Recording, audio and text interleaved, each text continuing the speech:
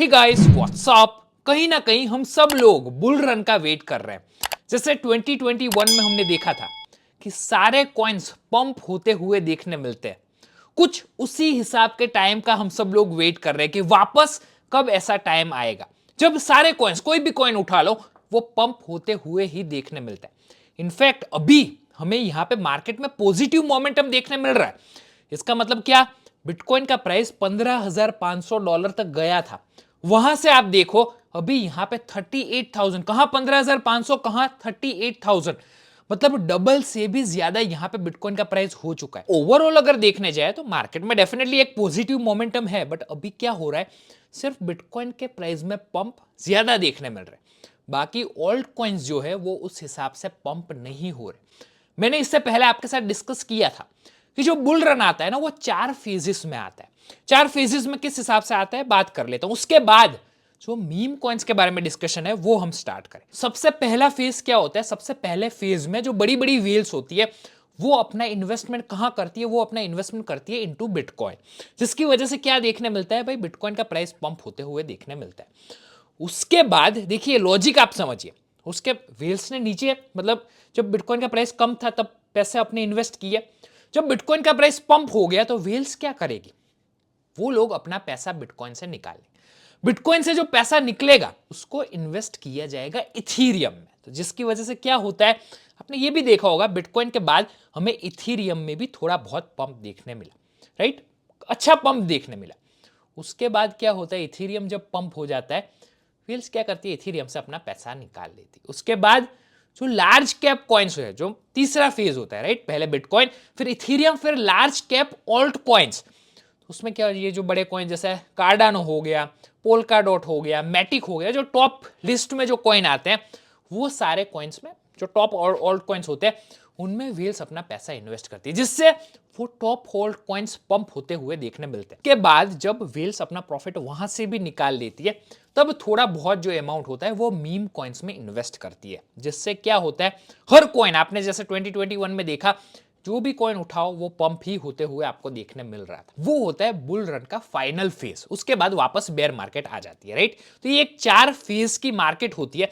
इसके अंदर इस हिसाब से हमें पंप देखने मिलता है। तो अब समझने वाली बात क्या है, काफी सारे मुझे क्वेश्चंस आए रिगार्डिंग मीम कॉइन। तो मैंने आपको यहाँ पे एक बेसिक अंडरस्टैंडिंग तो दे दी, बट अब हम यहाँ पे बात करेंगे मीम कॉइन्स के बारे में। काफी सारे लोगों ने मीम कॉइन जो फेमस है काफी, जैसे डॉज कॉइन हो गया, शिबा इनू हो गया, पेपे हो गया या पीप हो गया, इन सारे कॉइन्स के बारे में आपको पता होगा। और आप में से काफी सारे लोग मुझे क्वेश्चंस पूछते हैं कि सर ये कॉइन्स कब पंप होंगे, क्या इस टाइम पे एंट्री उसमें बनती है या नहीं बनती, किस हिसाब का स्पेक्यूलेशन यहां पे देखने मिलता है, तो उसके बारे में थोड़ा सा यहां पे डिस्कस करते हैं मेरे स्क्रीन पे।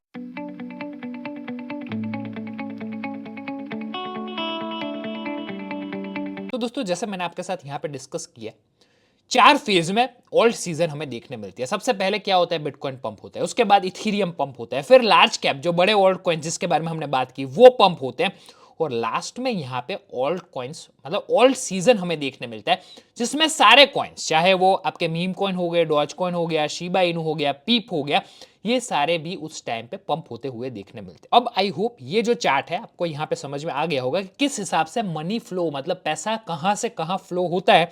मैंने आपको यहां पे एक्सप्लेन भी कर दिया है, आप चाहो तो यहां पे स्क्रीनशॉट भी ले सकते हो। अब सबसे पहले हम लोग यहां पे डिस्कस कर लेते हैं बिटकॉइन के बारे में। अगर यहाँ पे स्क्रीन पे आप देख पा रहे हो तो बिटकॉइन का प्राइस बहुत नीचे था, राइट? 15,500 16,000 के आसपास यहाँ पे बिटकॉइन का प्राइस पहुंच चुका था।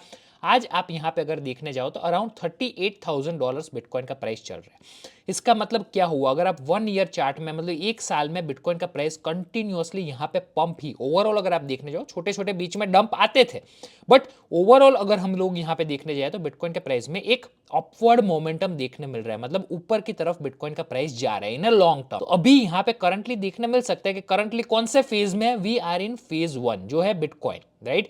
करंटली यहाँ पे पैसा कहां पे आ रहा है, बिटकॉइन के अंदर व्हील्स अपना पैसा यहाँ पे इन्वेस्ट कर रही है, जो चार्ट से क्लियरली यहाँ पे देखने मिल रहा है, कोई रॉकेट साइंस यहाँ पे नहीं। आपका इथीरियम, उसके बाद लार्ज कैप्स, उसके बाद फाइनली ऑल्ट सीजन, जो यहाँ पे अराउंड 2024-2025 के आसपास यहाँ पे ऑल्ट सीजन देखने मिल सकता है।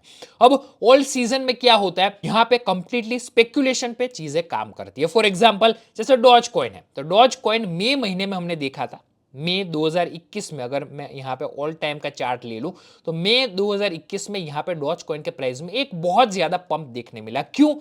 इसका रीज़न था क्योंकि इस टाइम पे इलॉन मस्क डॉज कॉइन के बारे में काफ़ी ज़्यादा ट्वीट करते थे। उसके बाद वापस यहाँ पे उसका प्राइस मई के बाद तो नीचे नीचे नीचे नीचे गया।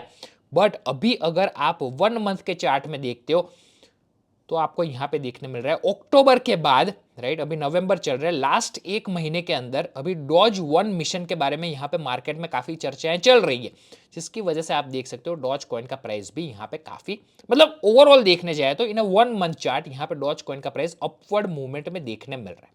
अब दूसरी चीज हम लोग यहाँ पे बात करते हैं शिबा इनू के बारे में। नवंबर 2021 के आसपास अगर मैं यहाँ पे आपको दिखाऊं तो शिबा इनू का प्राइस भी यहाँ पे बहुत ज्यादा हाइप हुआ था। शिबा इनू की हाइप थी जिसकी वजह से उसका प्राइस यहाँ पे बहुत ज्यादा हमें पंप होते हुए देखने मिला था। बट उसके बाद क्या हुआ, उसके प्राइस यहाँ पे नीचे आया।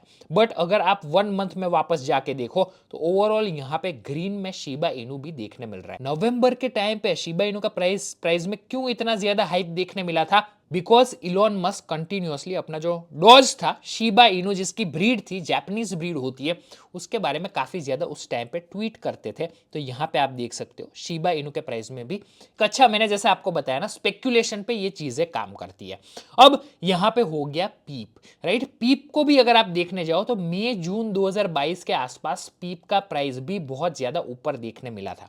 उसके बाद वापस नीचे आया, फिर वापस पंप हुआ, फिर वापस नीचे आया, फिर वापस पंप हुआ।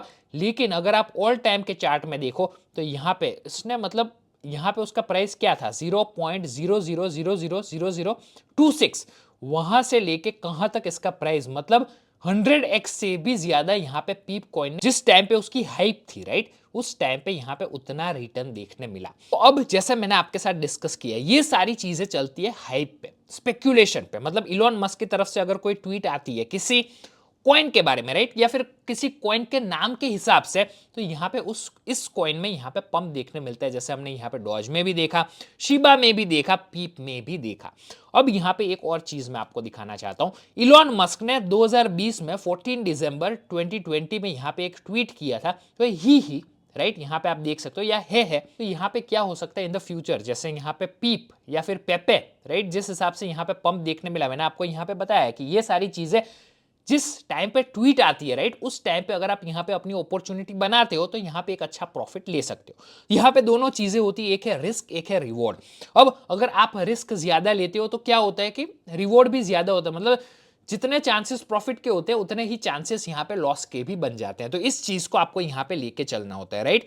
लेकिन अगर आप अपना डाइवर्सिफाई करते हो पोर्टफोलियो तो यहाँ पे एक अच्छा खासा बेनिफिट देखने मिल सकता है। तो अब मार्केट में आजकल काफी सारे लोगों ने मुझे एक जो टोकन इलॉन मस्क ने यहाँ पे ही के बारे में बात की थी, तो यहाँ पे मार्केट में एक देखने मिल रहा है जो है ही एक प्रोजेक्ट मार्केट में देखने मिल रहा है, राइट। अभी उसका यहाँ पे प्री सेल चल रहा है, आप यहाँ पे देख सकते हो। करंटली इन लोगों ने इतने यूएसडीटी रेस की है, प्री सेल का करंट प्राइस यहाँ पे आप देख सकते हो। जैसे आप यहाँ पे देख सकते हो, it is a meme coin, right. इसका यूज केस मतलब इन लोगों ने यहाँ पे बनाया हुआ है। मैं थोड़ा सा रिसर्च कर रहा था, इसमें से काफी सारे लोगों ने मुझे इसके बारे में क्वेश्चन पूछा, तो डेफिनेटली यहाँ पे मैंने रिसर्च की, इनका रोड मैप वगैरह आप यहाँ पे क्लियरली देख सकते हो, टोकनोमिक्स देख सकते हो।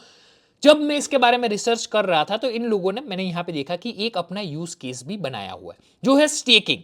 तो यहाँ पे जितने लोग ही या फिर हे को होल्ड करते हैं वो लोग यहाँ पे स्टेक कर सकते हो। और आप यहाँ पे देख सकते हो स्टेकिंग एपीवाई जो यहाँ पे 63% भी है। तो आप यहाँ पे उस हिसाब से कितने वीक्स के लिए, 5 वीक के लिए, 12 वीक के लिए, उस हिसाब से आप यहाँ पे अपना स्टेकिंग कर सकते हो, राइट। जितना एक वीक से आप स्टार्ट कर सकते हो।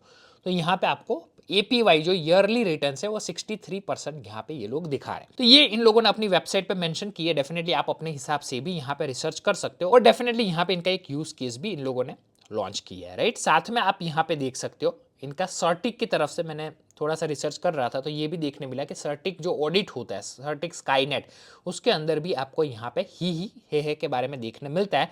डेफिनेटली एक बार आप यहाँ पे देख सकते हो। बाकी अगर आप यहाँ पे प्री सेल में पार्टिसिपेट करना चाहते हो तो सिंपली यहाँ पे आपको मिल जाता है बाई नाउ, जहाँ पे आप अपनी वॉलेट को कनेक्ट कर सकते हो और आप यहाँ पे जिस हिसाब से बाई करना चाहो। बिकॉज मैंने यहाँ पे आपको बताया ना कि जब इलॉन मस्क की अगर वापस यहाँ पे ही या हे के बारे में वापस ट्वीट आती है, तो जैसे हमने पीप में यहाँ पे हाइप देखी, राइट, जैसे शिबा इनू में हाइप देखी, उसी हिसाब की हाइप अगर मार्केट में वापस देखने मिलती है तब ये भी आपको एक अच्छा खासा प्रॉफिट देके जा सकता है, राइट। तो ये चीज का ध्यान रखना है कि इलॉन मस्क अगर ट्वीट करते हैं, राइट, स्पेक्यूलेशन पे चीजें यहां पे काम करती है, ये यहां पे मैं क्लियरली आपको बताना चाहता हूं। तो आप अपने रिस्क के हिसाब से, बिकॉज रिस्क एंड रिवॉर्ड यहां पे दोनों चीजें काम करती है, तो जिस हिसाब का आप यहां पे रिस्क रिवॉर्ड रेशियो को लेके चलना चाहते हो, अपने पोर्टफोलियो का थोड़ा सा जो पार्ट है, मिनिमम पार्ट अगर आप यहां पे इन्वेस्ट करना चाहो, इस हिसाब का यहां पे रिटर्न, मतलब अगर इलॉन मस्क की ट्वीट आती है तो देखने मिल सकता है। बाकी मैंने यहां पे इसके बारे में आपको यहां पे डिटेल में एक्सप्लेन किया है। बाकी हमने जो बुल रन के 4 फेजेस होते हैं उसके बारे में भी यहां पे डिस्कस किया, जो है पहले बिटकॉइन, फिर इथेरियम, फिर लार्ज कैप्स, फिर ऑल्ट कॉइन्स, राइट।